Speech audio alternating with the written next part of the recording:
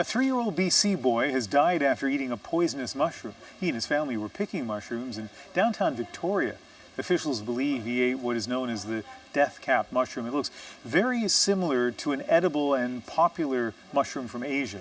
Sarah Galashon has more on this story. Sarah. The health authority on Vancouver Island is confirming the death, saying that the boy was foraging for wild mushrooms with his family in downtown Victoria. This happened last week. They're providing few other details than that, although they do want to use it as an opportunity to alert what they call recreational mushroom hunters to a danger that they fear far too many people are unaware of. CBC spoke to someone called a mycologist. That's someone who identifies mushrooms that are involved in poisoning. And what we were told is that if you eat a death cap mushroom, you might not see symptoms for the first 12 to 24 hours, but when they do set in, they can be quite severe. Take a listen. So it can be 12 hours to 24 hours before the first symptoms appear, and the symptoms are extremely unpleasant and painful. There's a lot of gastrointestinal vomiting, intense cramping, pain, diarrhea, and that will last for a couple of days, and then there's an apparent remission.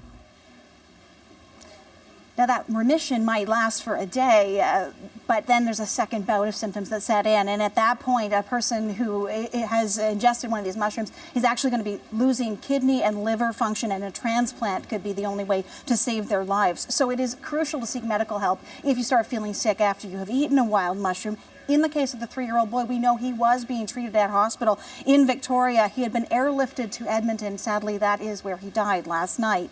This is the first recorded death due to a death cap mushroom in BC, although experts say they did know that there was a discovery of these mushrooms as far back as 1997. And they believe that actually these mushrooms, which are not native to BC, were actually imported to the province accidentally on the roots of trees that were imported from Europe. And it wasn't as if this family had to go deep in the woods or try very hard to find this. They got this mushroom in downtown Victoria. No, that's right. They're turning up in the suburbs of Vancouver, Victoria, in the Fraser Valley. Paul Kruger, who you just heard from earlier there, he says he knows of at least 77 locations where death cap mushrooms can be found. And our CBC cameraman caught up with him in a Vancouver suburb.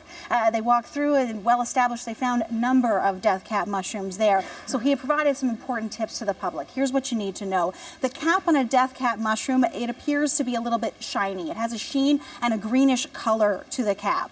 It is often attached to the roots of trees that were, as I say, originally imported from Europe, so at the base of an oak, beech, hornbeam, chestnut tree, and as well, and here's the tricky part, it appears very similar in appearance to what's called the paddy straw mushroom. The paddy straw is a very popular mushroom and is certainly safe and edible, but if you don't know the difference between the two, that is definitely a problem. We actually have a picture to show you of them side by side. The one on the left here, this is actually, this is the deadly death cap mushroom. This is the paddy straw. As I say, if you can't tell the difference, don't eat the mushroom. Easiest way to avoid any problems here would be simply to not forage for wild mushrooms and eat them in the wild.